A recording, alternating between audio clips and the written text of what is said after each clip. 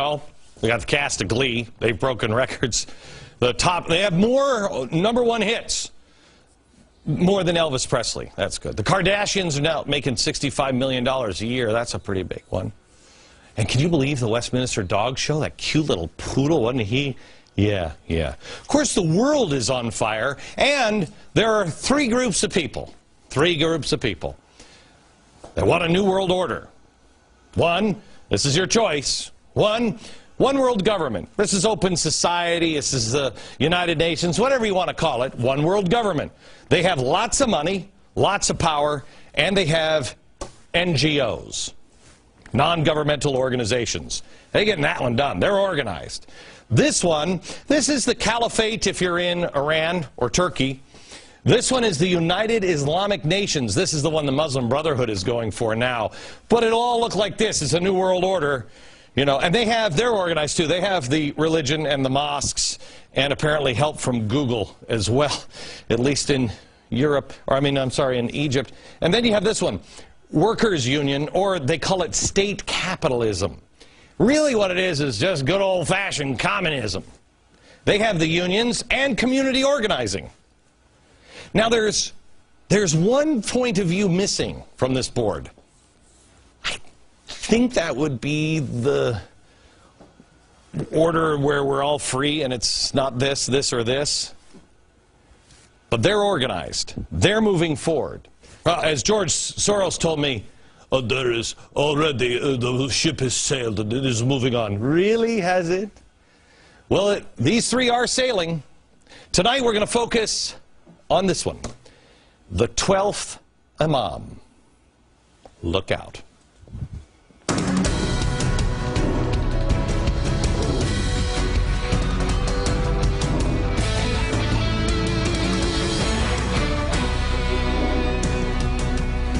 Today, hello America, hello. We got something really, really exciting for you, very exciting for you. We have tonight something that is going to probably hack off a lot of people. A lot of people. Oh, Jesus. And we have 12th Imam. And it's going to be about the end of times as the way people who follow Jesus and the people who follow the 12th Imam. Really, this is really to see how the people like Ahmadinejad and the leader of the Muslim Brotherhood view the end of times, or the way the world is, where it's headed. It's kind of spooky. The story that everybody should be focused on today is not the Kardashians or anything else. The one that should be on everybody's mind is happening today in Wisconsin. Unions are marching and protesting budget cuts close to $3 billion to close that hole. The unions claim that the cuts will affect teachers, but it's not the everyday teacher that this story is really all about. It's about the people looking to create chaos on the backs of the worker when the world's focus is on Egypt. This is the State House. It's a mess. Striking teachers have shut down schools for the second consecutive day. And now unions are actually marching on the home of the governor, Scott Walker. Michelle Malkin, thankfully, is focusing her attention on this and has unearthed pictures and signs, videos that are dominating the protest. Comparisons of the governor with Hitler. Mubarak claims that he is a dictator. Oh, look, he's got a little Hitler mustache.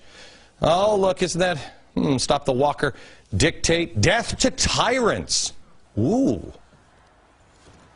This is from the same people who are so upset about the rhetoric in this country that they promised us a new tone, wanted to ban things like this, but yet they're doing it. One dictator to go. The big names of the hard left all are aligning in support of the protests. Of course, you have Michael Moore, who's just like you, calling Wisconsin the new Cairo. Do you remember Robert Creamer? He was the convicted felon who wrote the blueprint for our health care reform while in jail. Here's what he has to say today about Wisconsin. Now the streets of Madison look like Tahrir Square in Cairo. For the same reason, Walker has become the Mubarak of Wisconsin, seeking to deny his people a basic human right. You've got to be kidding me. And what does our president have to say about all of this? Watch. I haven't followed exactly what's happening with the Wisconsin budget. I've got some budget problems here in Washington I've had to focus on. Some of what I've heard coming out of Wisconsin, where you're just making it harder for public employees to collectively bargain generally, seems like more of an assault on unions. Public employees, they're our neighbors. They're our friends. These are folks who are teachers, and they're firefighters, and they're social workers, and they're police officers. You know, they make a lot of sacrifices and make a big contribution, and I think it's important not to vilify them. Is it important to point out that we shouldn't vilify the people who are comparing the governor of the state to Mubarak?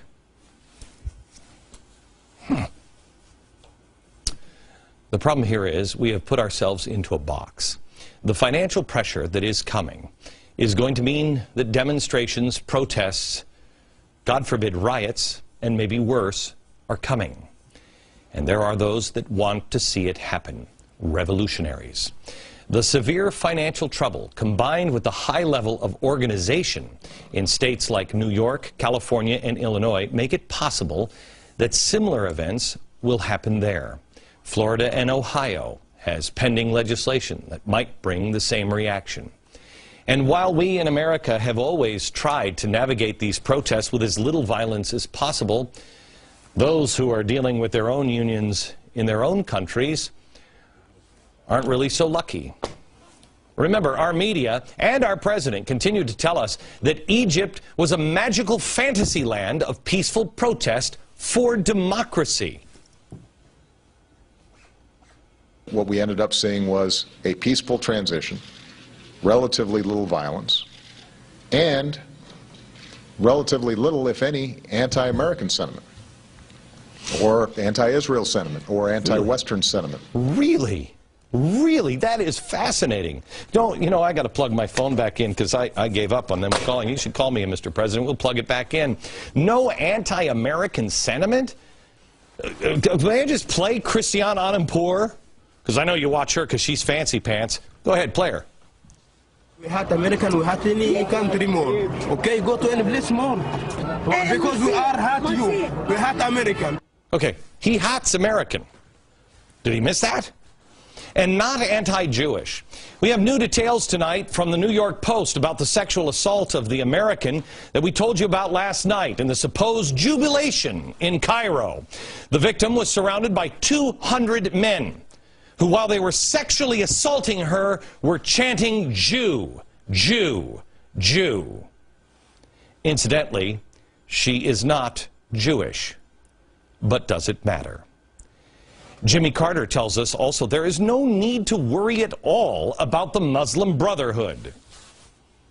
I've known members of the Muslim Brotherhood. They have ties to Hezbollah in Lebanon and also to Hamas, whose headquarters are in Syria. I think that the Muslim Brotherhood are not anything to be afraid of. They will be subsumed in the overwhelming demonstration of desire for freedom and true democracy, and I would say a secular or non-religious government that we saw in the demonstrations in the last 3 weeks. And so they'll be one of many parties to run, and I don't think there's any likelihood at all of them prevailing and establishing Sharia or Islamic law that would prevent the demonstrators' desire for peace and freedom to be realized. Can I tell you something? America, there's not enough Jack Daniels on planet Earth for me to drink to have him make sense. There's just not. I couldn't get drunk enough to go, you know what? That guy makes perfect sense. There's just not enough. There's not.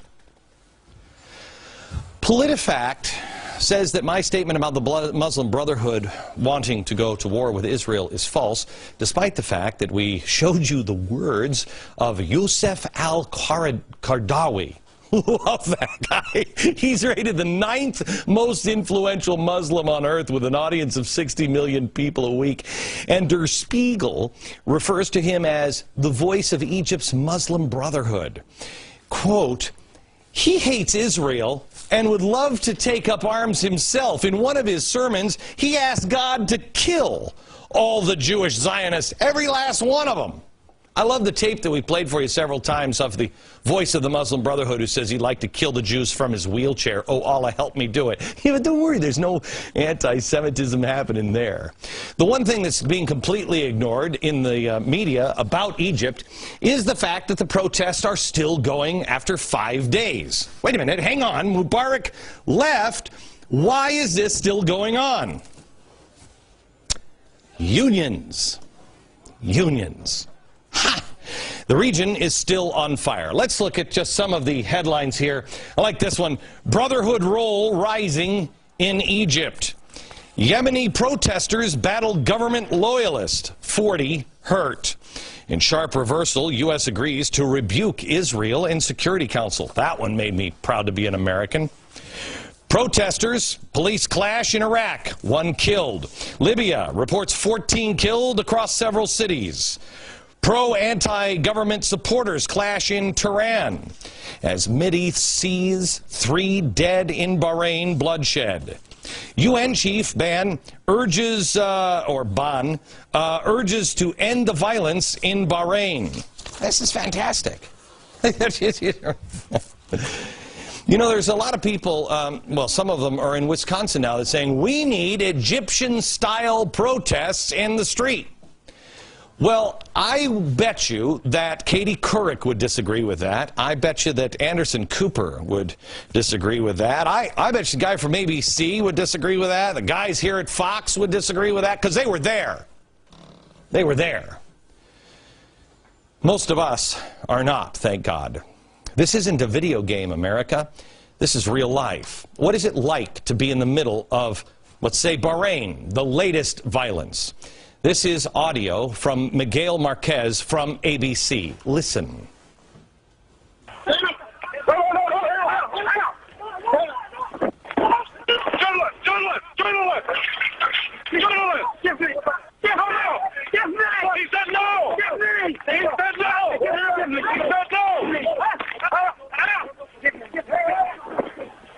I just got beat rather badly by a gang of thugs. He goes on with his voice wavering, saying, these people are not messing around. Well, they are certainly people in all of these situations fighting for real freedom. There are also others with more power and a much different design. In Iran, while all of this is going on, there is a caliphate conference we told you about last night called the International Islamic Unity Conference. Today in Iran, they are taking credit for the uprising in Egypt. Here it is. But it is so obvious that religious motives were behind these movements, and the uprising were inspired by the Islamic Revolution of Iran. The popular uprisings in Egypt and Tunisia started from mosques. Motivation. Motivation. That is vital to understand when you're dealing with people who thrive on chaos or want a new world order. What's their motivation? Well, that's what we're going to focus on tonight. We're going to focus on another log on the fire of chaos. It is the 12th Imam. The 12th Imam. Most people don't know who the 12th Imam is.